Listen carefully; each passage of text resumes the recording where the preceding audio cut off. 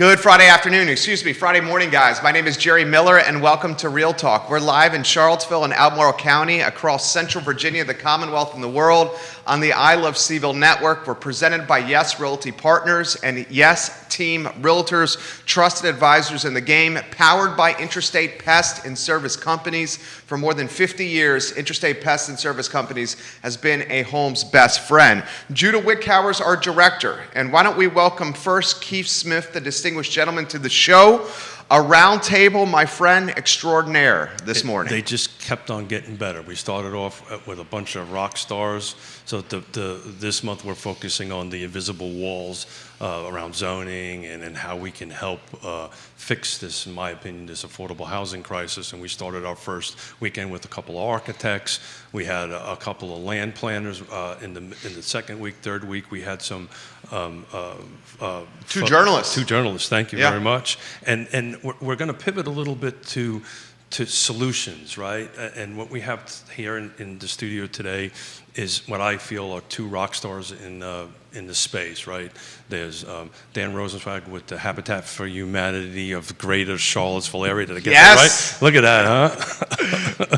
and then this is much easier for me. Sunshine Mathon, Piedmont Housing. It's Piedmont Housing. Remember, not Housing Alliance, right? Yeah, Piedmont Housing. We've been corrected about that. That's right. That's right. So that's a lot easier. It's only 2 words versus the long ones for Habitat. So I'm going to kick it over to you and let you do the intros, and then we'll start asking some questions. Ashley James giving you guys props, Kellen Thomas, Christopher Ebby. The cool aspect of the show is if you'd like to share your perspective or give Sunshine or Dan some props and love, you can just put it in the comment section on any of the social media platforms you're watching this show upon.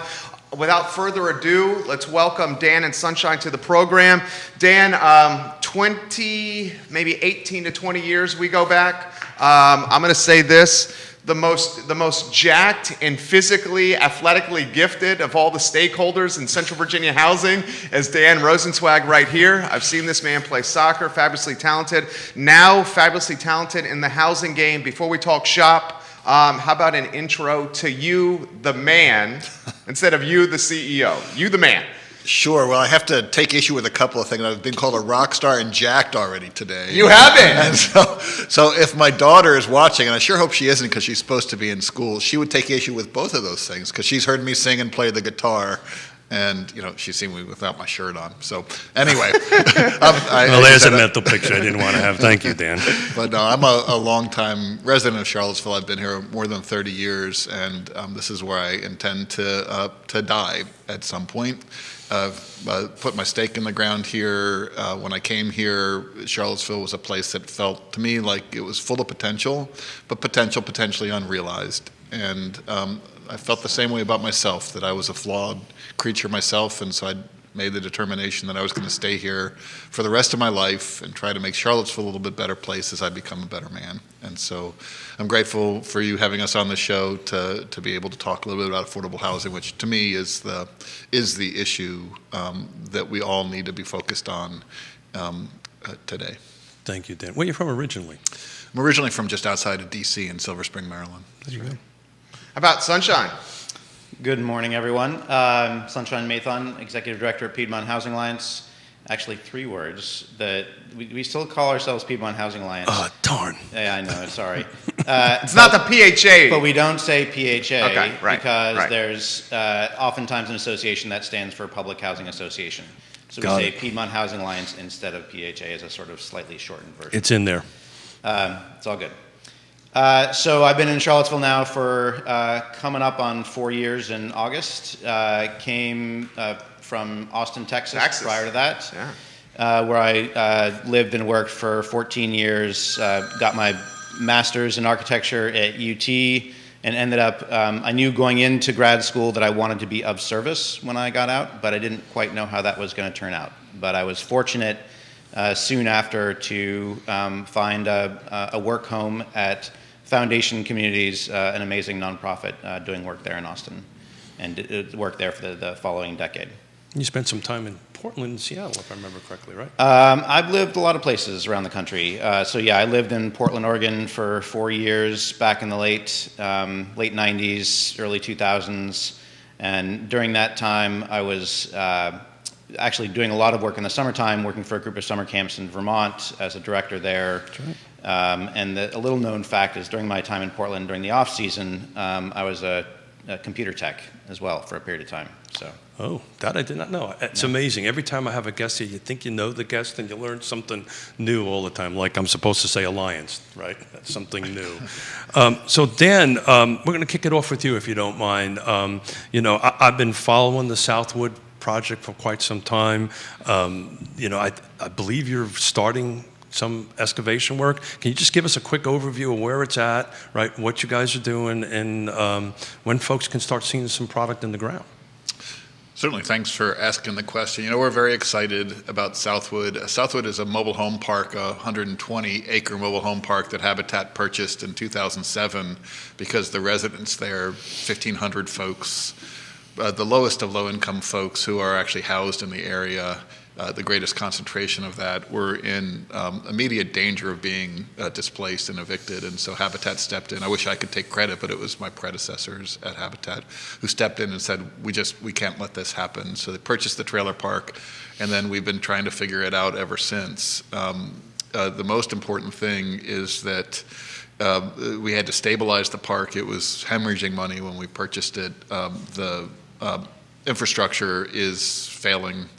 The homes are in rough shape, but the people are strong. It's a really great community of folks, and so we've been working side by side with people at Southwood over the course of the last 13 years or so, not to get buy-in for a plan of redevelopment, but actually to work with residents so that they acquired the skills of architecture and engineering and entitlement and financing so that they actually could come up with a plan of development that was based on their hopes, dreams, aspirations, and abilities. So really, really pumped a couple of years ago when 600 people showed up to a rezoning hearing, most of them from Southwood, to advocate for a plan of development that the residents themselves generated, a form-based code. And since that time, there have been pockets of neighbors. Essentially what we do is say, okay, who's ready to go next? And we've had a group of 32 and now another group of about 25 families who've gotten together and literally designed the site plan for the first model village. If you drive out to Southwood today, it looks very different than it did a couple of months ago. There's a ton of excavation work. We have cleared the site for the first village, cleared the site for the road that leads back to there, and really exciting, we've cleared the pad where Piedmont Housing is actually going to be building some additional affordable housing in addition to the replacement units at Southwood. They're going to be building 130 units of affordable apartments at Southwood as well. So that's awesome.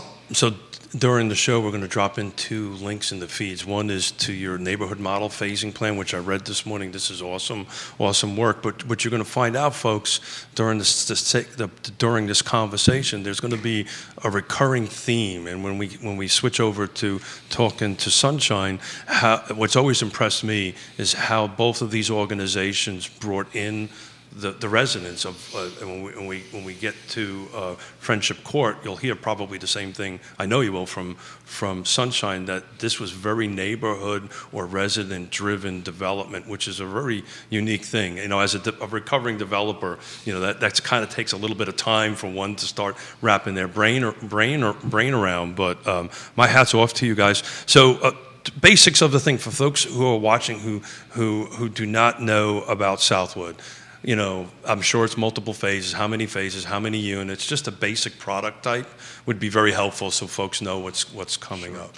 So as I said, right now it's 341 trailers, 1,500 people. Post redevelopment, and this is a multi-phase project over many years because there is no affordable housing to relocate people temporarily to, so it all has to happen in phases at Southwood as we sort of hopscotch from one spot to the next. But at the end of build out, it should be about 11 to 1,200 residential units, a mixture of market rate homes, replacement Habitat homes that Southwood residents will purchase, some new opportunities for new Habitat families to move in, and affordable rentals. Along with that, we're hoping to construct a small commercial neighborhood scale downtown for business incubation primarily. There are a number of, it's a highly entrepreneurial community right now. we've cataloged about 90 resident-owned businesses operating out of Southwood right now. Oh, wow. And so we're trying to create a sustainable physical environment for those businesses to incubate and grow and sustain. This is a good question that just came on the feed. You guys have every media outlet in town watching you gentlemen on the program, literally. This is a good question from Cindy. Why don't I throw this to you first, Sunshine? Sure. How would the guests characterize the state of housing in Central Virginia? Maybe we should have started there.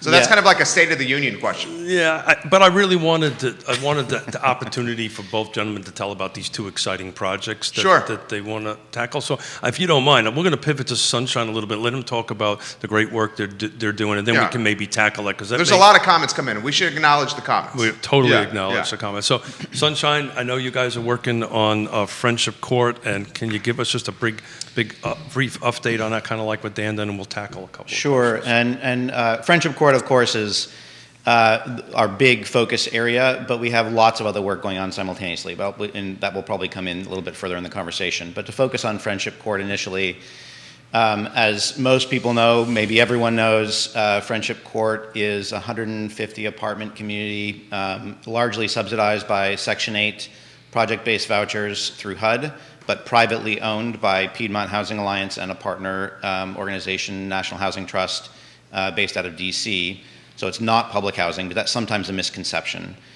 So Friendship Court has been in its current environment since 1978. And when I do talk about Friendship Court, I typically want to make sure we're referencing how it came to be. And it came to be through urban renewal, which was a racist infrastructure that essentially across the nation dismantled and destroyed communities of color across the nation. Oftentimes that was through highways and so forth in larger cities.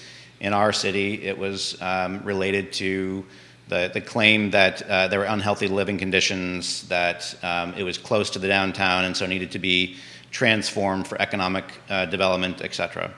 So we have to recognize those roots as we talk about the future. We started the process, and my predecessor began this before I arrived, the idea of redevelopment. But when I came on about 3.5 years ago, it was really critically important for me to build relationships with the residents there and to understand what their issues were and simultaneously what their aspirations were. And so we spent the first year really kind of like digging deep into that set of questions.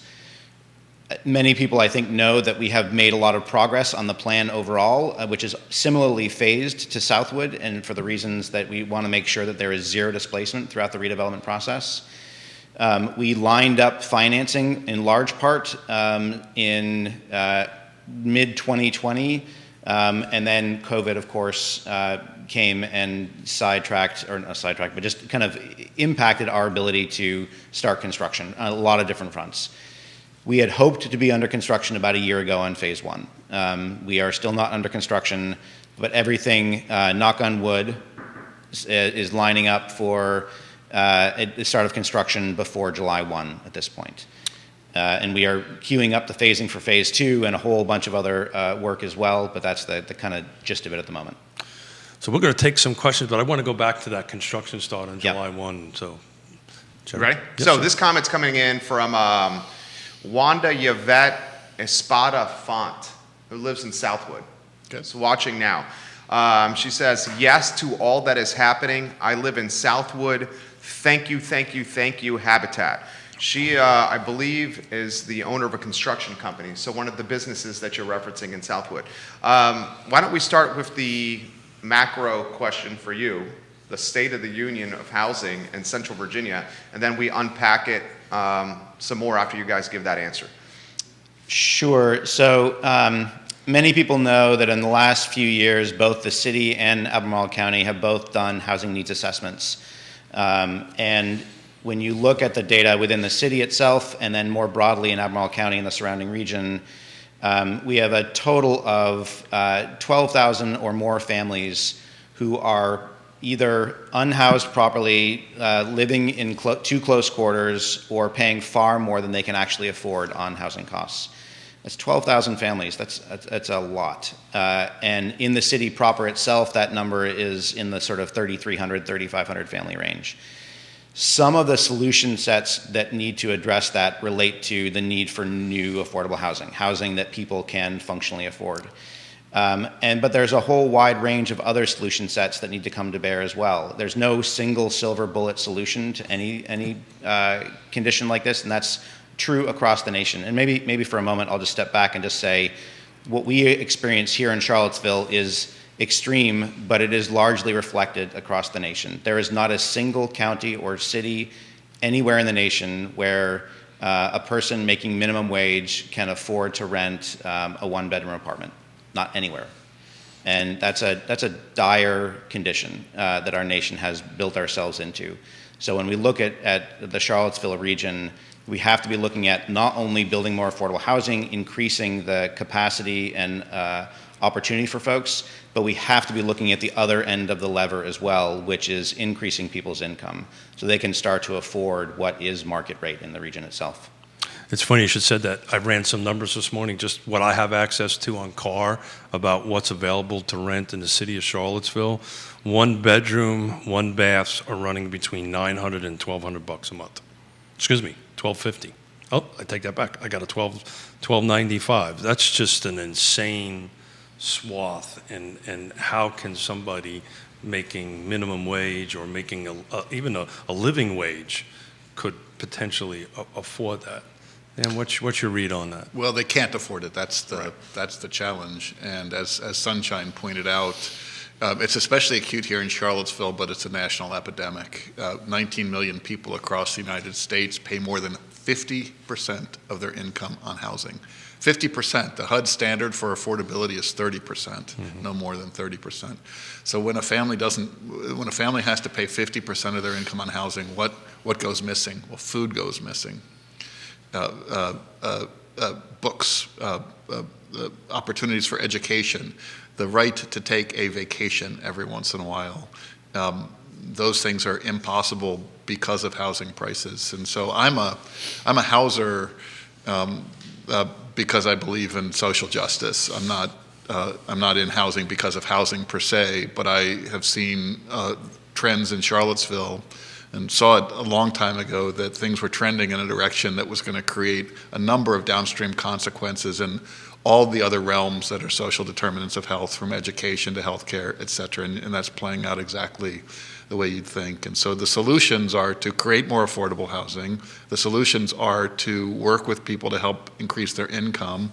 The solutions are to look really carefully, critically, at what we're doing now and what we have done historically to create the situation. These things are self-imposed. It's not just market failure in a perfectly functional marketplace. It's market failure because of a century of really poor housing policy. So to put that number a little bit to perspective on this rental, I just did a quick perusing. The one-bedroom apartments are ranging between 250 and 450 square feet. So just put that into, if you should happen to have a two-car garage, typical two-car garage is about 550 square feet plus or minus. That's smaller than most folks' two-car garage for between 9 and 1275. It's going to be 1175. That's just tiny. That's just. Can I add one thing? I want to jump in and want something that Dan shared as well. And Dan highlighted that the housing policies over the last century created the condition that we're in and were created poorly. I want to reframe that a little bit and just say that the systems that we have produce the outcomes they were designed to produce. Absolutely. And what that fundamentally means is that they are designed to create wealth and opportunity for some and exclude others from the same. And we have that probably that segues into the larger conversation that the city is going through right now around developing an affordable housing plan, moving into an update on its comprehensive plan, and then moving into an update to its land development zoning infrastructure, and it's a key opportunity for us to really make a difference in that regard. So you just articulated in about 2 sentences what we've been trying to do for this month. I call them invisible walls, right? The zoning all these policies are 100 years old. These invisible walls push everybody out. But it's interesting. Little old Fluvanna County, where I'm from, only has 4 units for sale for rent, and they're like $1,800. So you can't even go out to Fluvanna County to find something to rent to Well, meet the Fluvanna needs. County and Nelson County and Waynesboro's gain from a housing standpoint is because of the lack of inventory in Charlottesville and Albemarle, which we know. I'm going to throw a couple of trends out there, and maybe you respond to this. You got all-time low mortgage rates. You have Realtor magazine just released a report that baby boomers are moving to the Central Virginia area more than any other area in the country. Second, Central Virginia area is. Moving and relocating here, baby boomers. Waynesboro area is third. We got the cost of goods, for example, lumber skyrocketing, as you mentioned. We got subcontractors unable to meet the demand from a work standpoint because there's so much work out there that they can command top dollar. And frankly, we have a coveted place where folks want to live.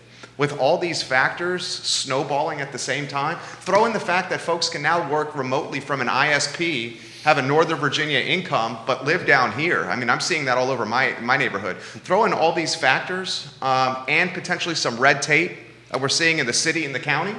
How can we solve this anytime soon?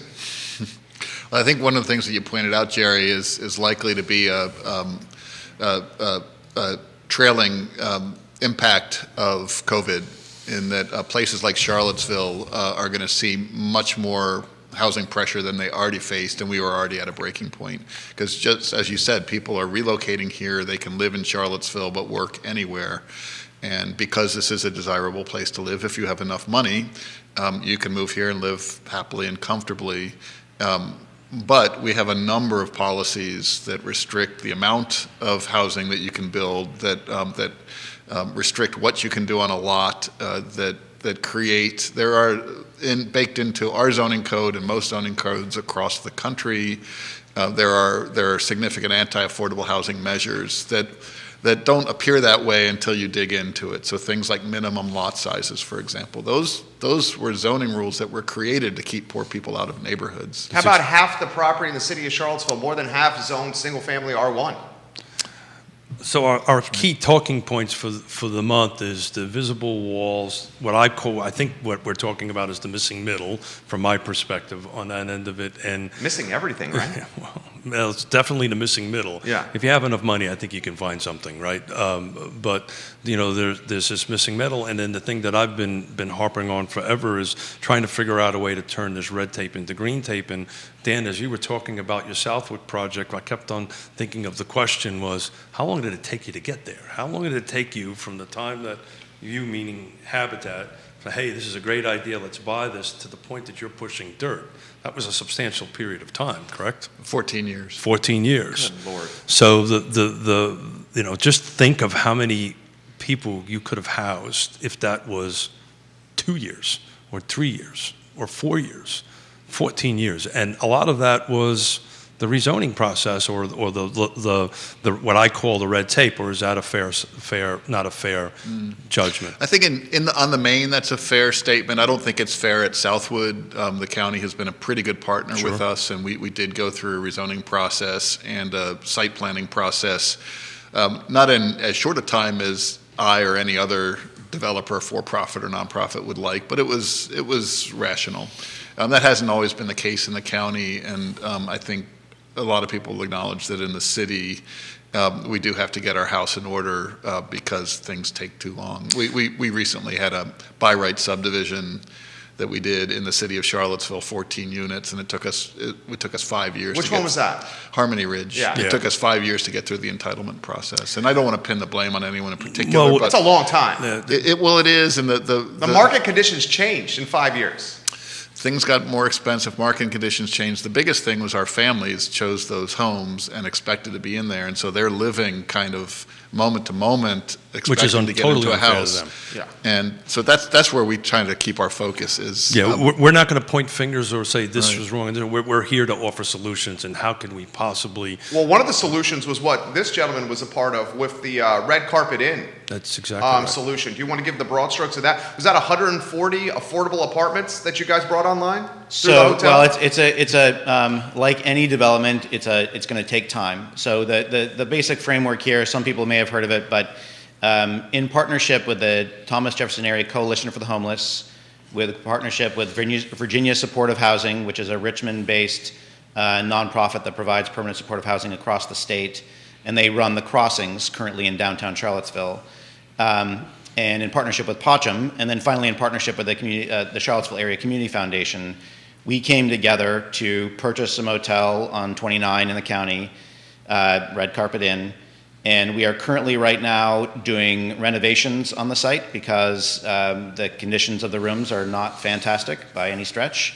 And then for the next 3 years or so, while the funding and construction happens on long-term permanent supportive housing, in partnership with TJAC and Pochem, we're going to be operating it as non-congregate emergency shelter. And what that phrase means is that, typically speaking, providing housing in some form or another to people experiencing homelessness has typically been in a congregate shelter format. When you think about a homeless shelter, that's kind of that's the picture. But under COVID, the sort of strange silver lining to this process is that under COVID, when there is, clearly it's a public health crisis, and when you overlap that with the existing public health crisis of homelessness, we had to have a situation where people experiencing homelessness had safe places to be where they were not in congregate settings. And that not only serves them and their own health conditions, but ultimately, because we've seen this, the nature of COVID as a whole, anyone who is unsafe in COVID means that all of us are unsafe. Because of the high transmissiveness of the disease. So by putting folks and providing housing in this non-congregate shelter format, which essentially has been the case for the last year, where TJAC has been putting folks in local motels, in individual motel rooms, and there has been this funding, largely federal, that has come to bear to facilitate that, and this is a common practice across the nation. But everyone across the nation started asking the same question. Well, wait a minute. We just all of a sudden essentially addressed our chronic homelessness condition because all of a sudden people are housed, not perfectly, but housed in these individual motel rooms. Why? How do we sustain this? How do we use this moment in time to transform the opportunity for people experiencing homelessness? So instead we moved rapidly, purchased this motel, are going to have it be non-congregate shelter for the next 3 years. We don't have to pay the high motel costs in the interim. It'll be a cost-saving measure. And then over the long term, as a phasing, we're going to be going through redeveloping it into permanent supportive housing in partnership with Virginia Supportive Housing. And then Piedmont Housing will also do some additional units with a goal of about 140 units on the site overall. Nice. So this is a prime example of when partnerships work. Yeah. This came around pretty quickly. It did. The idea probably surfaced 6 months ago. That's exactly right. And So the rapidity of how rapidly we have pulled it off from that point to this point only could have happened because of the partnerships that you just highlighted, Keith. Yeah. And I do want to call out in particular that without the partnership of the Community Foundation, it would not have happened. There is no traditional lender which would have brought in money to allow us to buy this for a long-term redevelopment and non-congregate shelter use in the interim with uncertain funding sources for operations that have to be dealt with over time. So it was a true partnership that was enabled by the willingness of our community to come together.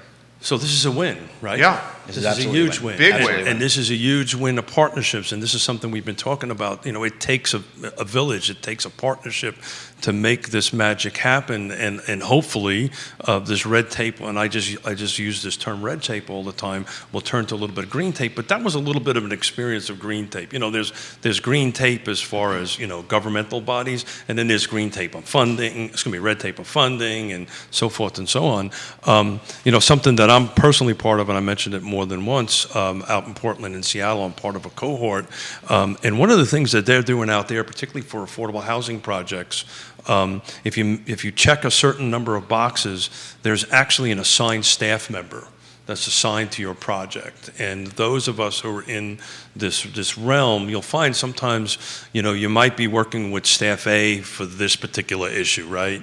And then you would go to VDOT, or depending on where it is, for that end of it. And they streamlined it they went through the process pretty quickly on that.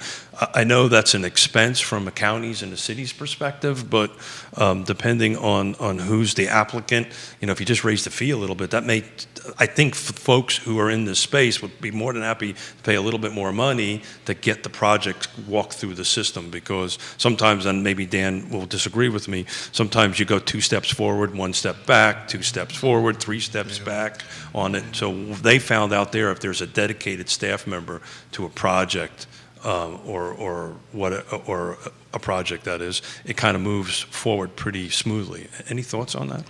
Yeah, so there are a lot of tools in the toolkit, and that's certainly an important one. And there's precedent for that in the city of Charlottesville. For a long time, we've had a very robust historic preservation program in the city, and they did exactly that, starting with Mary Joy Scala, who was a very, very effective, passionate community servant in the city. She was the historic preservation planner, and just like you said, any project that had an element of historic preservation went to Mary Joy, and she would shepherd it through the process. And that certainly is something that we'd like to see in the affordable housing space. It's one of many, many tools that we're going to need to enact to try to level the playing field, such not only that affordable housing can get built, but so that we can actually increase inventory in the community to see if we can't create a little bit of natural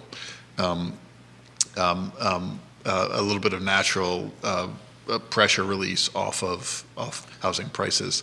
We're going to have a hard time in this community simply solving it by supply. Sure. We're not Houston. We have geographical boundaries. There are a lot of community values that kind of bump into each other, from historical preservation to open space preservation, et cetera. And even in places that don't have zoning, that don't have the historical boundaries like Houston, you're actually starting to see housing challenges now. So supply is not a panacea, but it is part of it. We have to make supply, we have to use the land that we have, yield more supply, no question about that. So is that in reference to Albemarle there? Well, it's Albemarle and Charlottesville. Okay. You said it about the amount of Charlottesville that is zoned R1. That is a zoning classification that either has to be redefined or we have to change it. Well, that's kind of that missing middle thing that I keep on pushing. Again, some of the western states are far ahead of this, where they can take an R1, a residential one, or a single-family detached lot, and you can put in, depending on the jurisdiction, anywhere between 2 to 4, sometimes 6. Single additional residents on that one lot. So for me, it's a way I know supply isn't the panacea, but it's a step anyway. It's one of the silver bullets of the silver buckshot that we've stole from a dear friend of mine, Robert Liberty. Robert Liberty. Yeah. Out in Portland. I know that guy's name well. Yeah. Stole it very well. Yeah, I think you have to. It's really important when you talk about housing to always talk about quantity and quality at the same time. So there are a number of people of the 12,000 families that Sunshine represented before. They're housed, but they're housed without indoor plumbing, and so that's what has to be rectified there. The space that I'm in, the thing that I'm most passionate about, is utilizing housing to address housing-related income disparities, particularly by race. The wealth in the city of Charlottesville and across the nation African American wealth is 1/10 that of non-African Americans, and it's the exact same proportion of homeowner equity. For better or worse, we created an American middle class through the expansion of homeownership. And I say we, the United States did, and in many ways you can look at that as the modern marvel and miracle of the American economy. You can also look at it as commoditizing housing in a way that... you can also look at it as racist. Absolutely you can. Well, the particular policies that that undergirded the expansion of American homeownership were explicitly racist. Well, it was to prevent, I mean, and educate me here. I'm learning from you guys. The city in particular, 52% or whatever, it's over 50% of the land is zoned for single family. That was to prevent white flight from going to the suburbs. Am I right there? That's certainly true in many cities across the country. I don't know that was necessarily true here in Charlottesville specifically in that particular characterization, but it's still the creation of the single-family zoning concept, excuse me, still largely has its roots explicitly in racist policy and racist practice. Essentially to create opportunities for wealth creation for white households and to reduce the opportunity for black households. And that tied into educational segregation. It tied into the concept of who gets to effectively vote in city council members. It gets tied into a whole slew of across the board criteria which have created this wealth gap that Dan referenced. You know, the disparity between white households and black households in particular, but all households of color in general. That tenfold difference is a direct result of a century of clear racist policies, federal, state, and local. And it required also the collusion of private practice. You know, I mean, the real estate industry, you know, not to be pointed about it, has played a significant role in that as well over the last 100 years. It's across the board. And I think, you know, I want to kind of circle back for a moment, if we can, to what we're doing right now in the city of Charlottesville around the updating of the comprehensive plan and moving into the rezoning of the land use. There, we have a real sort of extraordinary opportunity. This is a kind of a once in generations moment in time. In part because there are very few cities, maybe even none that I'm aware of, that have started this trio of processes, starting with developing an affordable housing plan, moving into adopting a comprehensive plan that reflects that affordable housing plan, and then going into rezoning that then brings the ideas of the comp plan and puts it into reality. Going through each of those in a clear sequence is a rare opportunity to confront the reality of our racist past and actually create a vision for a future that is inclusive for everyone. So I know everybody in this room read this book, but if you haven't, you should read Color of Law. And it's very clearly outlines what Sunshine just said. So if anybody should want a copy, I got a half a dozen. Just direct message me.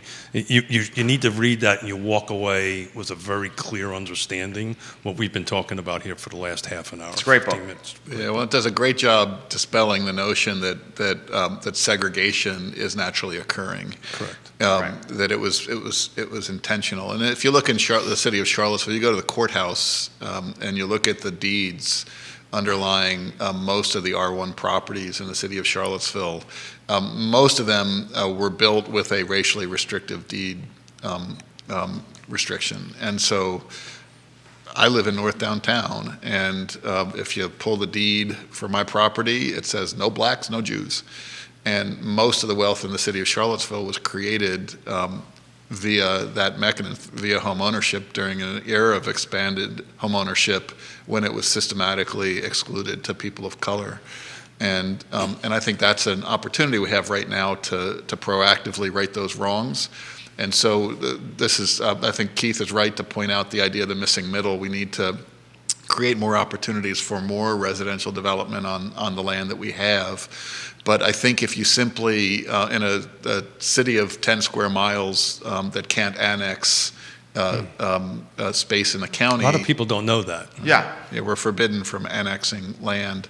We are what we are. There aren't a lot of buildable lots right now, so the only way that we can do more, that we can house more people, is to build more on what we have.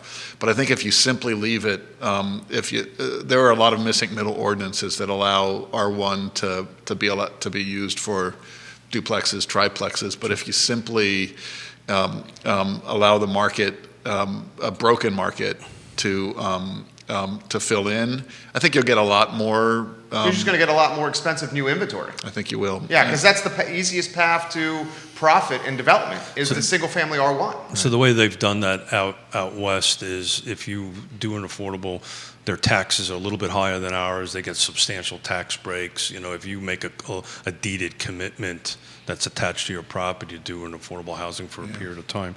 I do want to pivot a little bit. These two gentlemen are kind enough to be on the Regional Housing Partnership, which for some reason they made me chair, who knows. But we were able to do something just as a positive sign. I circulated to all 6 jurisdictions for them to accept a proclamation that on fair housing. So, and they've done that. All 6 jurisdictions have made a stand about fair housing to address some of the things we're talking about here.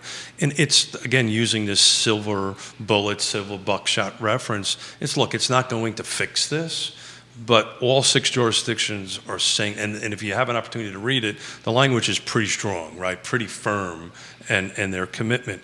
So, at the end of the day, it's not solving it, but at least focusing this partnership thing, at least 6 jurisdictions, to include Louisa, Nelson, and Greene, have all said the same thing, that this is important to us and we stand for this. So again, it's not a panacea, but it's a step in the right direction the way I look at it.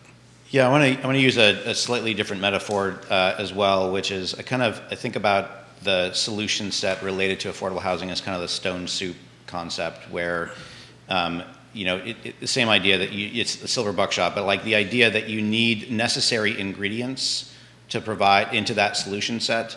Any 1 or 2 or 3 of them is not going to get there, is not going to create a sustaining, nourishing source.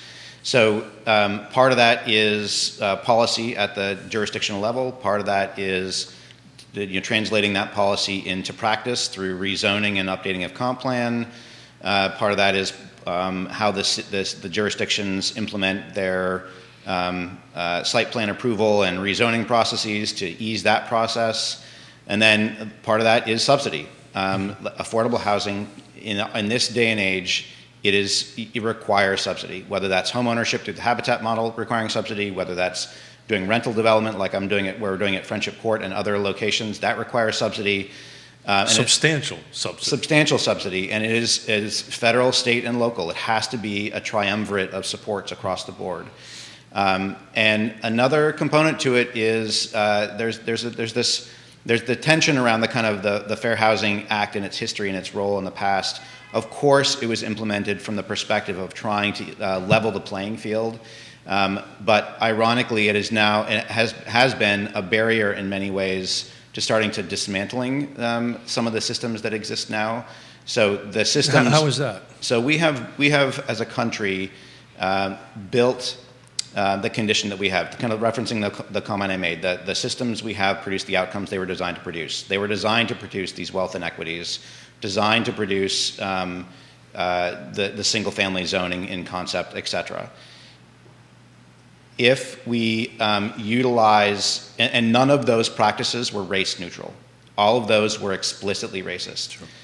If we try to impose, which the Fair Housing Act does, if we try to impose race neutral solution sets, we will always be behind the line. We will never get there. We have to create opportunities through incentives, through structures that directly countervail the history that has created the condition we're in.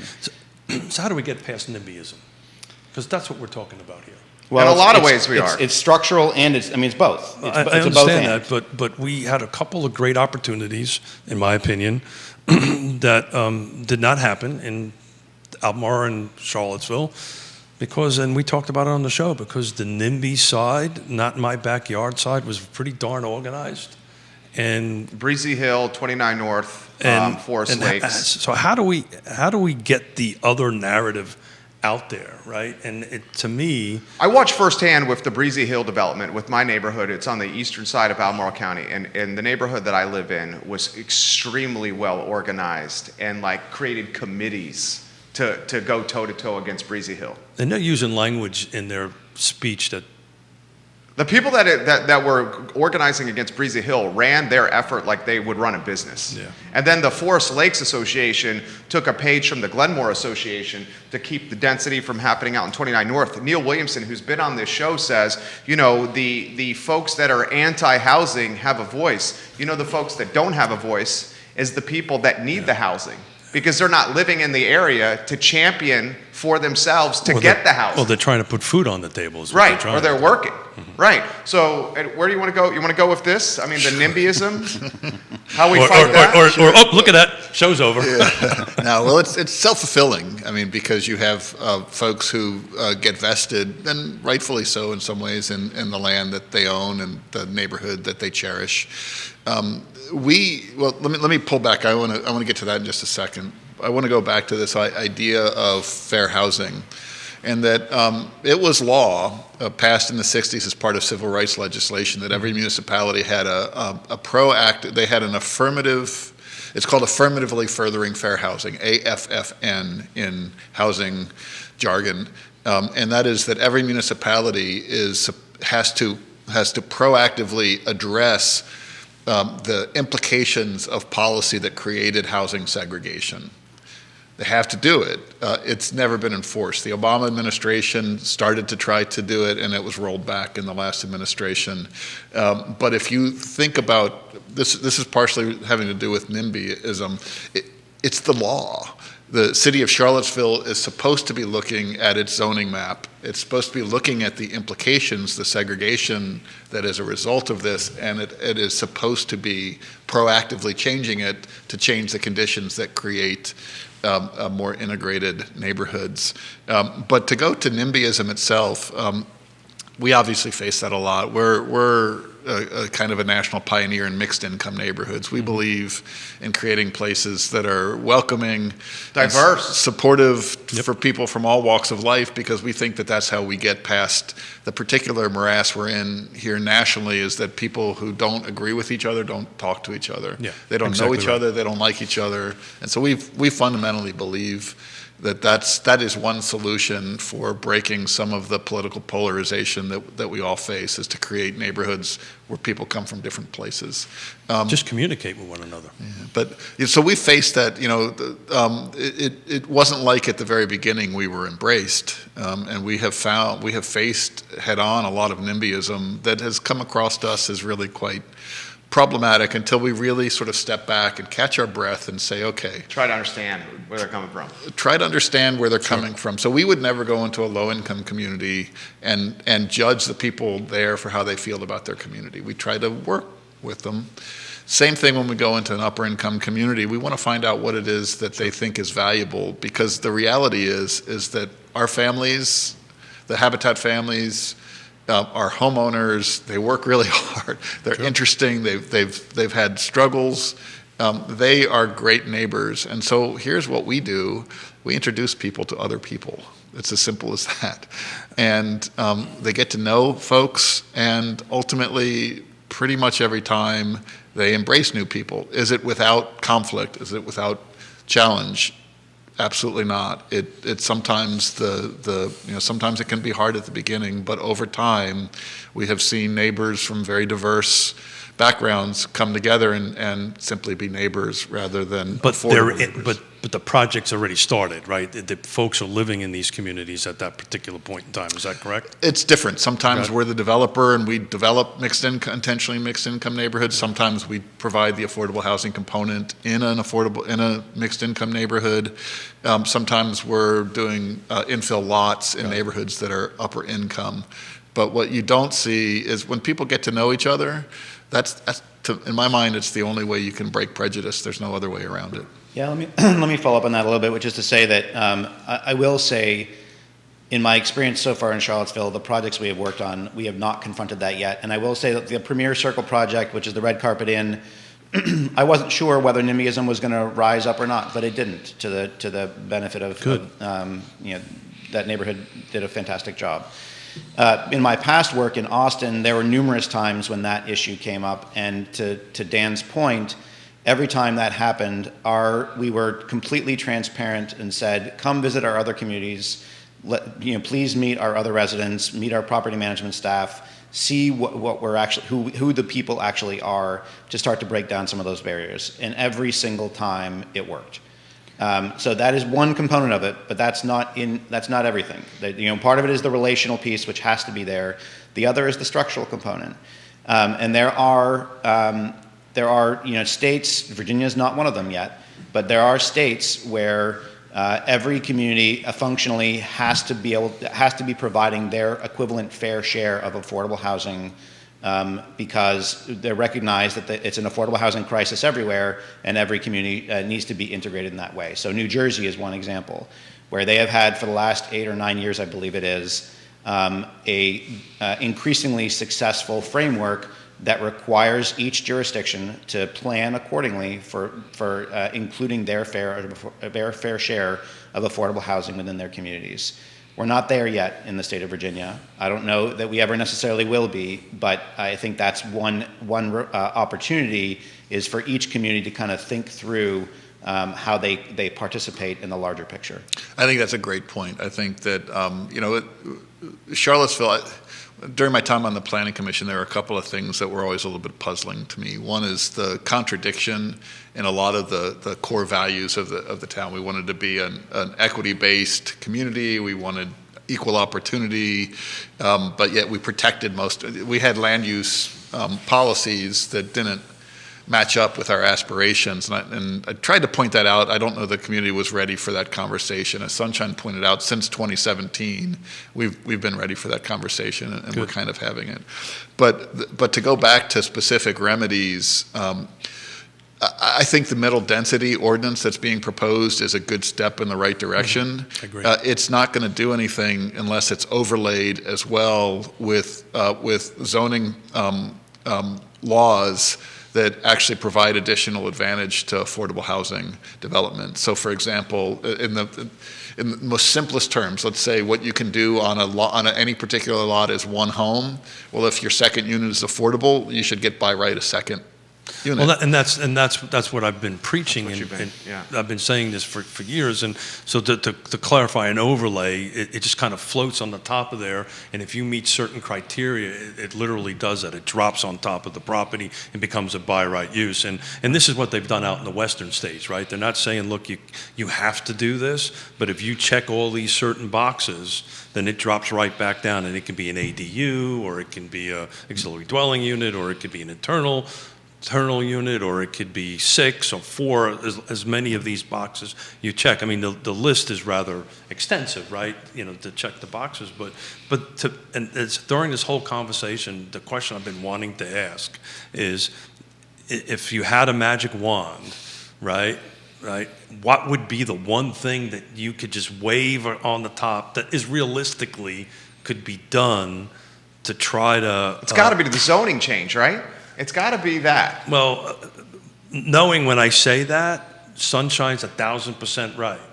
And Dan's 1,000% right. It's never just one thing. It's these multiple things. But if there's one thing that we could do today that could at least move the ball forward, what would that be? Do you want to go, Dan?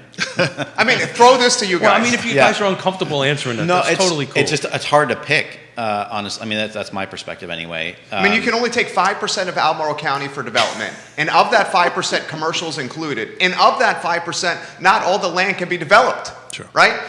City of Charlottesville is only 10.2 square miles, and half the land is zoned for McMansions. So let me standalone single family. Yeah. Let me try it a different way. There's one thing that's actually can be done. That's actually achievable in a. All right, I'm gonna cheat, and I'm gonna take 2 because Two's good. Two's good. Because you're not paying me to be here, no so I get here. to take you 2. Can take 3 if and you would I'll like. build on 5 more on top of that. Okay. Well, there's 2 things. One is significant flexible funding, and not funding that is.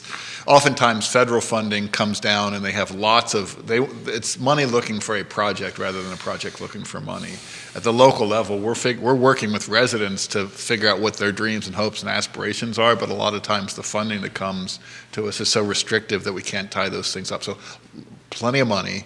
And then the other thing is this to Jerry's point, but it's not just density. It's a zoning code that privileges and provides by right extra allowances for affordable housing production. So it partially, maybe it's density, but maybe it's reduction of parking requirements. But we need to be careful because we need to make sure we're a Dillon rule state, right? So we whatever zoning code change, we've got to make sure we can do without going. Yeah, I think we've been really, frankly, I think we've used the Dillon rule as a excuse. I totally get it. We have we are now in the city of Charlottesville, and for a long time we've been in the county of Albemarle. We've been under a different guiding statute for affordable housing. That's one paragraph, and from my perspective, I'm not a lawyer, but from my perspective, it gives us broad latitude to do really bold things. We should talk about that because that not many people know that. There's a paragraph that calls out our region, and I believe it's there's something in Northern Virginia. There's 2 or 3 Alexandria and Arlington and Alexander. Albemarle was included in that, and then due to the work of Delegate Hudson, Charlottesville was included in that as of last July. But we should get some idea of what this paragraph is. Yeah, and that's it in the state, correct? Those are the regions?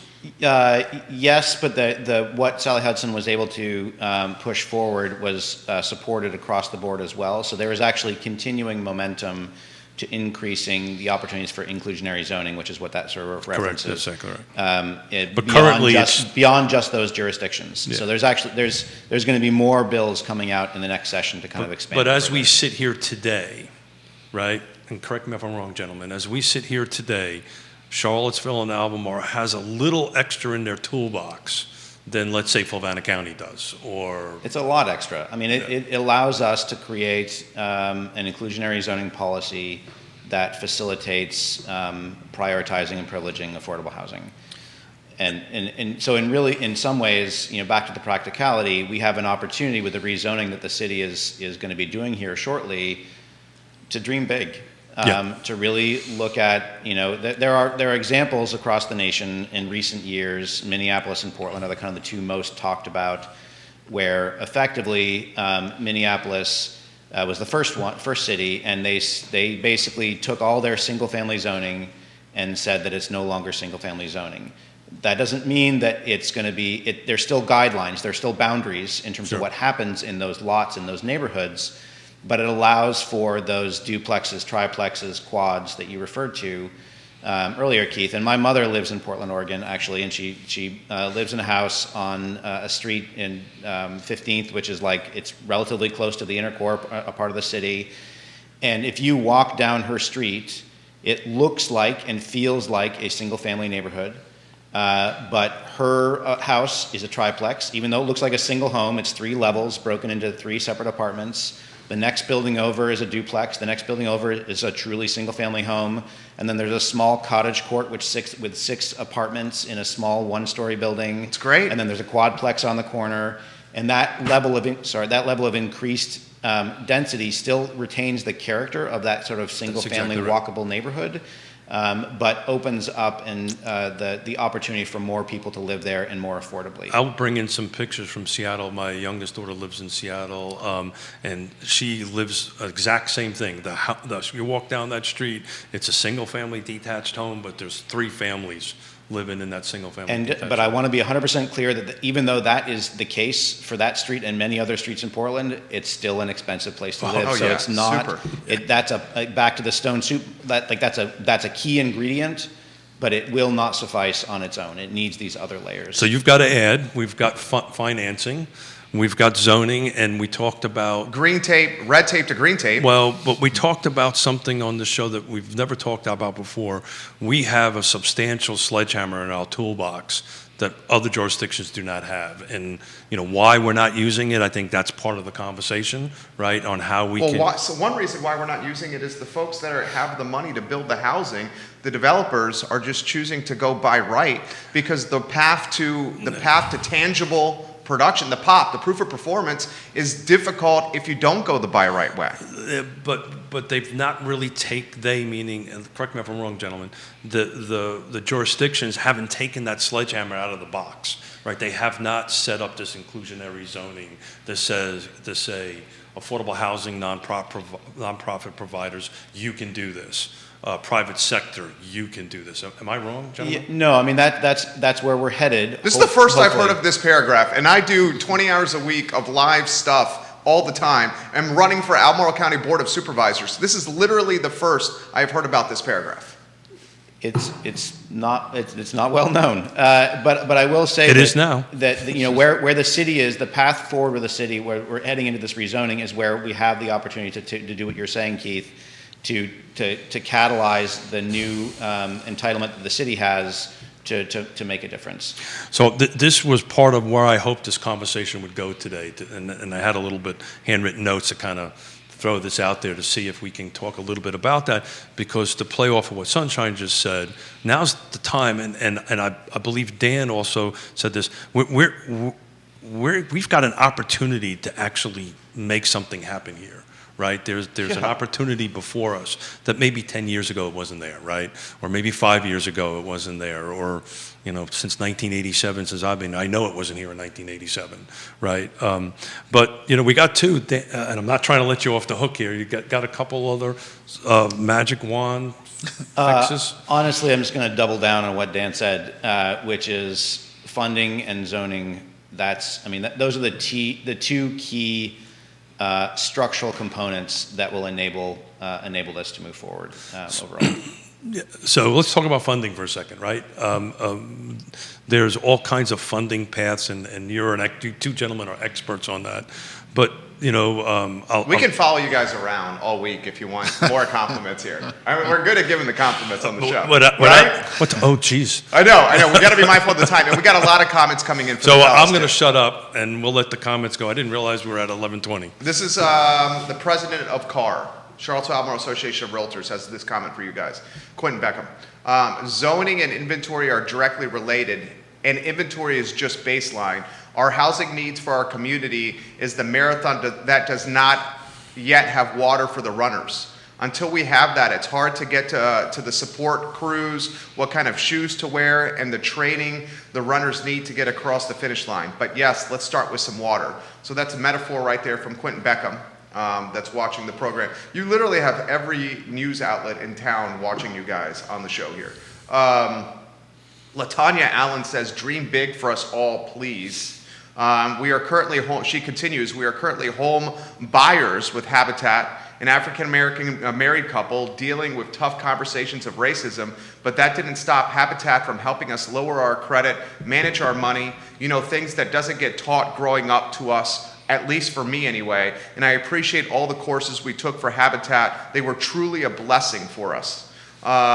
Gary Thompson says, great leadership, great organization, deserving homeowners. Habitat for Humanity. More comments like this coming from your Facebook page. You guys are obviously making an impact. Piedmont Housing Alliance has a lot of similar comments as well.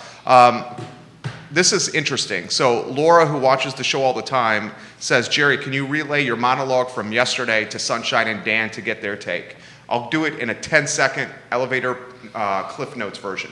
Yesterday I said, and I've already said some of this, 5% of Albemarle County can be developed, and that includes commercial, and that 5%, not all the land can actually be developed, right? Charlottesville City has got no more places to go from a development standpoint. We got mortgage rates at all-time low. We have below 3% this week. Yeah, below 3%. We have people sprinting to Central Virginia with huge bags of money after selling, for example, a townhome in Nova and coming down here and buying what little inventory we have. We have baby boomers coming here. We got the supply chain that's saying we can't meet demand. We have the cost of goods that are skyrocketing. And that was essentially the monologue. And what I finished with was this momentum or this trend of being extremely expensive is only going to gain tailwinds and more momentum behind it. So I think that's exactly the set of reasons why clear affordable housing policy and the requisite funding that's going to make it enable it and shifts in zoning policy to release the artificial constraints on development. All three of those things has to be at play. If it's just left to the kind of quote unquote open market, we are going to fall further and further behind. And by we, I'm not really talking about our city. I'm really talking about the lower income families who will continue to be pushed out and see their housing costs skyrocket in a way they just can't sustain. So those walls will just keep on pushing. And Quentin Beckham, we coined a new thing. One of the things I hate saying is driving till you qualify, but the Realtor magazine put out, NAR, actually, National Association of Realtors, put out Harrisonburg, Waynesboro area is number 9 in the country for first-time home buyers. So I had an MRI done the other day. And they are number 3 in the country for baby movers to move to. Yeah, why are you looking at me when I say Maybe we're over there.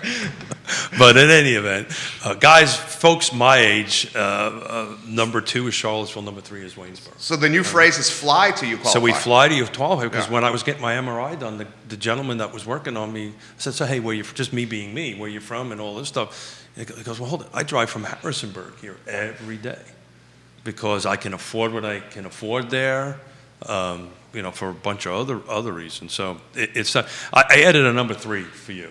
Okay. And I think that's policy thing and unified partnerships. I think it'll take unified partnerships. I think, we can get the funding and the zoning done, but if we don't come together, private sector, nonprofits, and the local government. We've gone an hour and change, and I have not mentioned 3 letters, UVA. Yeah. We haven't mentioned the University of Virginia this entire time. We will talk about that on the 30th after they make their announcement on the 29th. Okay, I know you're a part of that. Yes, and This these gentleman has something to say these about gentlemen UVA. are also part of it. Yeah, I mean, it's it's true that there's going to be this public event now announced for the 29th, as Keith has mentioned. But the idea of partnership began, a year and a half ago or so when President Ryan announced the goal to, have the UVA land and the foundation's land contribute to helping build 1,000 to 1,500 units of affordable housing in the region, which was a phenomenal commitment.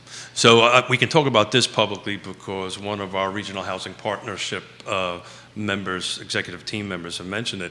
I need to be clear about this because I hear this regularly. I'm sure you gentlemen do. UVA is not building it. UVA is not providing this. They're coming up with their development plan and then reaching out to these gentlemen and these organizations and other organizations to utilize. You spilling the beans here?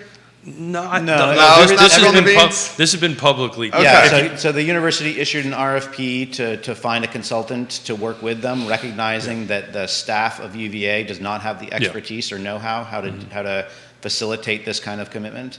And by all repute, the firm that they're working with, based out of Northern Virginia, is a phenomenal firm. It is, yeah. I've not met Gina personally, but I hope to soon. I've met her several times. She's really good. I'm excited about where this is going to lead to over the next. She gets years. it. She gets it. Anything else you want to add? I mean, we're not going to get to all these comments. I'm sorry, Yeah, guys. we'll tackle the. You guys are popular dudes. We should get these guys back if your times can accommodate.